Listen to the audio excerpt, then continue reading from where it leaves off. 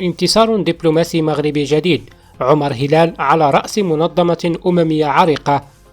تم انتخاب السفير الممثل الدائم للمغرب لدى الأمم المتحدة عمر هلال رئيسا للمجلس التنفيذي لليونيسيف برسم سنة 2019،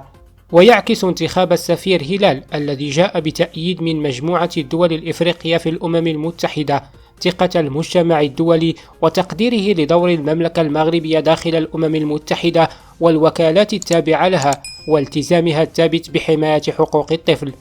وتشكل رئاسة المغرب للمجلس التنفيذي لليونيسيف شهادة اعتراف بالغة وتكريما للأعمال والمبادرات القيمة التي اتخذتها المملكة لحماية المصلحة العليا للطفل وتعزيزها من خلال الانخراط الشخصي لصاحبة السمو الملكي الأميرة لالا مريم رئيسة المرصد الوطني لحقوق الطفل طبقا للتوجيهات السامية للملك محمد السادس.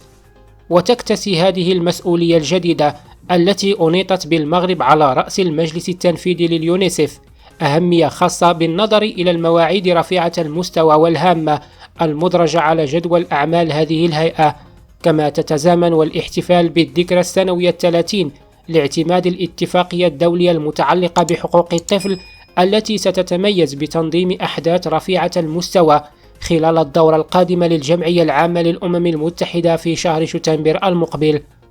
تجدر الإشارة إلى أن المجلس التنفيذي لليونيسيف هو الهيئة المشرفة على جميع الأنشطة هذه الوكالة الأممية، ويسهر بشكل خاص على أن تستجيب المشاريع الميدانية للمنظمة لاحتياجات البلدان المستفيدة وأولويتها، وأن تتوافق مع المبادئ التوجيهية التي وضعتها الجمعية العامة والمجلس الاقتصادي والاجتماعي للأمم المتحدة، وكذا الاتفاقيات الدولية المتعلقة بحقوق الطفل. دولة أمريكية تصفع البوليزاريو وتدعم مبادرة الحكم الذاتي حول الصحراء. أعلن وزير خارجية باربادوس جيروم والكوت الجمعة بالرباط بأن بلاده تدعم مبادرة الحكم الذاتي التي اقترحها المغرب لحل نزاع الصحراء، مشددا على أن بلاده تدعم الوحدة الترابية للمملكة. وقال والكوت في تصريح للصحافة عقب لقائه بوزير الخارجية المغربي ناصر بوريطة إن باربادوس تدعم مبادرة الحكم الذاتي التي اقترحها المغرب كحل جدي وذي مصداقية وواقعي لنزاع الصحراء في إطار سيادة المملكة. وأعاد مالكوت التذكير بأن بلاده سحبت اعترافها سنة 2013 بالكيان المعلن من طرف جبهة البوليزاريو، وهو الكيان الذي سبق لهذه البلد الواقع في الكاريبي أن اعترف به. وتحاول جبهة البوليزاريو التقليل من أهمية تصريح الرئيس الموريتاني الذي نقله الصحافي عبد الباري عطوان مدير موقع رأي اليوم، وقال فيه ولد عبد العزيز إن الغرب لا يريد نشوء دولة تفصل بين المغرب وبلاده، في إشارة إلى رغبة جبهة البوليزاريو في إقامة دولة بالصحراء. وفي هذا الصدد نشر ممثل الجبهة الانفصالية في فرنسا تغريدة على حسابه في الموقع التواصل الاجتماعي تويتر قال فيها التصريح المنسوب للرئيس الموريتاني ولد عبد العزيز لرأي اليوم لا يحمل جديدا.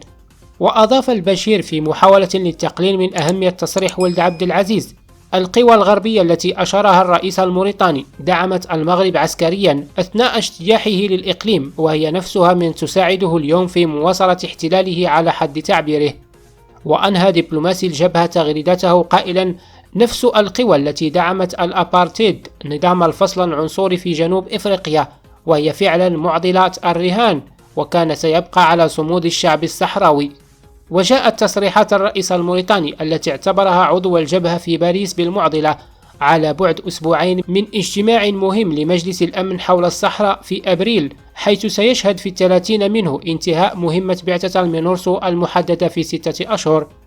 وجدد القيادي في جبهة البوليزاريو محمد خداد في حديث لوكالة سبوتنيك الروسية موقف جبهة البوليزاريو الرافض لاتفاقية الصيد البحري الموقعة بين الاتحاد الأوروبي والمغرب.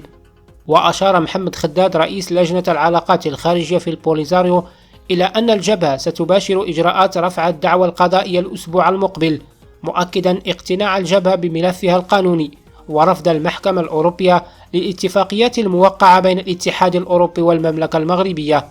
وكان المجلس الأوروبي قد صادق في 4 مارس الماضي على اتفاقية الصيد البحري بين الاتحاد الأوروبي والمغرب،